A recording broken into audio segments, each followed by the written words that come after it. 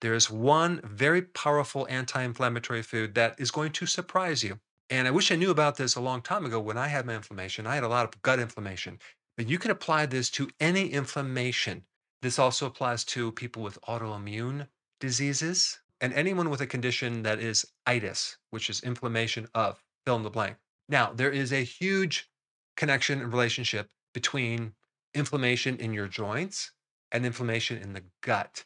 Many joint inflammatory processes, including many autoimmune diseases, originate in the gut. And I'm going to go through the foods that you should avoid first, okay? And then I'm going to tell you what you should be eating. But the foods that create the most inflammation would be related to something like gluten, which actually is in grains. Most of the grains create inflammation in your gut. Most people with arthritis don't know it, but their grains that they're eating are creating a lot of inflammation. Then you have the obvious things like alcohol, sugar, junk foods. Another name for junk foods would be ultra processed foods. Did you realize that 83% of all the calories in the grocery store are ultra processed foods? And we wonder why our digestive system is so messed up. Now, we also have corn. Okay, corn is very inflammatory. It's usually in some type of processed, refined corn product or high fructose corn syrup. But I think about like 96% of all corn is genetically modified, which means it could have traces of glyphosate, which is considered an antibiotic. It can actually mess with your gut flora and create other issues. And then we have soy, the same boat. Most soy is genetically modified. And soy and corn have lectins, which also irritate your gut, which then can stir up the inflammation. And by the way, corn is not a vegetable, it's a grain. Okay. And we eat corn in so many different things corn chips, tortillas. It's in a lot of foods, especially at the grocery store. And it's not in a whole form, it's in some type of refined form. There's even a new type of genetically modified corn that we have not really done the safety test yet, and that's going to be very interesting what happens with that one. And then, of course, we have the obvious seed oils too, like canola oil, the soy oil, the corn oil, all the oils that are highly refined. They're omega 6. They're inflammatory. We also have the A1 milk proteins. Okay, you always want to get A2. A very safe way to avoid the A1 is to have like milk products from either goats or sheep, as in sheep or goat cheese or sheep or goat kefir. Both of those products are fermented and they have additional benefits. And both of them are the A2 type protein. But I will say that a lot of people have casein allergies, and that is the problem. But then again, they also might have a lactose milk sugar intolerance. Okay. And that creates another issue.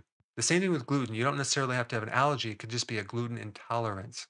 And then we have just fiber in general, not to mention all the new functional fibers that they're coming out with, like the soluble corn fiber or the tapioca fiber, all these different fiber products that are supposedly going to be good for you, but they create more bloating and inflammation. If you have inflammation wherever it is, and if it's especially in the gut, you need to avoid fiber.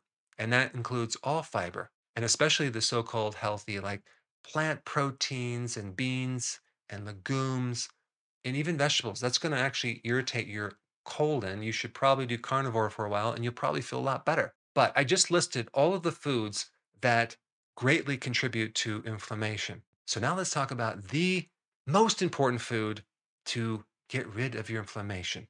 This food has a very high level of glutamine. In fact, if you look at all the foods out there with the highest level of glutamine, it would be this food. But let me just explain what glutamine is. It's an amino acid for your colon cells, which is a single layer of cells that line the inside of your colon. This forms the barrier to your immune system deeper inside. But your intestinal cells are very hungry for glutamine. In fact, out of all the glutamine, they hog like 30% of it, okay, for themselves. Glutamine is very important in producing ATP energy. Glutamine fuels the intestinal layer of the cells as well as the mucosal layer where all the good bacteria hang out.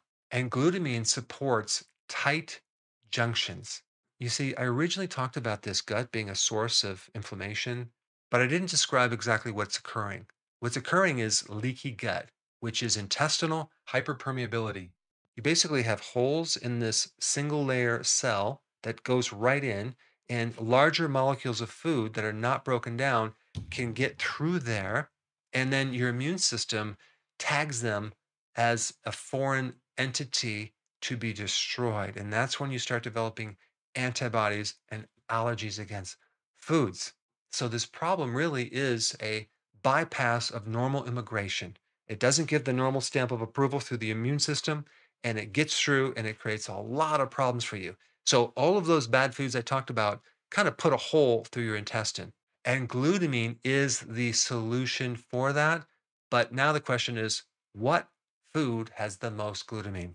And the answer is meat, specifically beef, the thing that they're trying to get rid of right now. They're trying to get rid of cows because of just some ridiculous reason, but beef gives you a super healing protein, glutamine, that can greatly support your gut and other types of inflammatory conditions, whether you have an autoimmune or some other type of non autoimmune joint problem or whatever. Now, you can actually take glutamine as well, but beef is the best anti inflammatory food that you can possibly eat. In fact, before the ketogenic diet, when I was eating all those carbs, and when I switched over to beef, oh my goodness, did I feel better. It was incredible. I no longer had bloating, and it was really weird because I thought that you needed fiber to kind of push things through, but little did I know that beef really calmed the fire down in my gut, and a lot of inflammatory conditions went away. I had arthritis so bad in my hands and my spine, I had no idea it was connected to my diet and primarily all the carbs and grains I was consuming.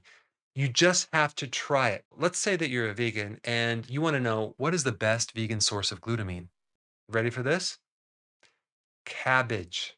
That's right, especially red cabbage, but all cabbage is loaded with glutamine. So those are the two foods that have the most glutamine if you were to look at like just the spectrum of a meat and a vegetable. And this is also what I talk about in other videos using like cabbage for gastritis or an ulcer or any type of GI inflammatory condition. You can't really do a lot of other vegetables and fiber, but that's the one that most people can deal with, especially if you do it in a fermented form, the sauerkraut, because that way you get all this glutamine from the vegetable, but you get the microbes as well. Now, there are other things that are loaded with glutamine as well. You have cheese from either a sheep or a goat, or the kefir, like I mentioned. You also have eggs and fish, and especially bone broth, okay? That's loaded with glutamine. So now I kind of simplified how to heal your inflammation and gave you the things that you need to avoid to really turn this thing around. I'm telling you, if you have inflammation, I don't care what kind, you should start eating these foods. I would start basically eating beef and cabbage and just watch what happens to your inflammation. I think you'll be quite surprised. Now, because of the censoring and the suppressing of the algorithms on YouTube, it's becoming more difficult to find my content. And there's a lot of content that I cannot put on YouTube, unfortunately. So, to make sure you have full access of all my information, go to drberg.com and subscribe to my newsletter by clicking the link down below in the description. I will see you on the other side. Now, if you have not seen my video on sauerkraut, you should check it out. I put it up right here. It's actually very interesting.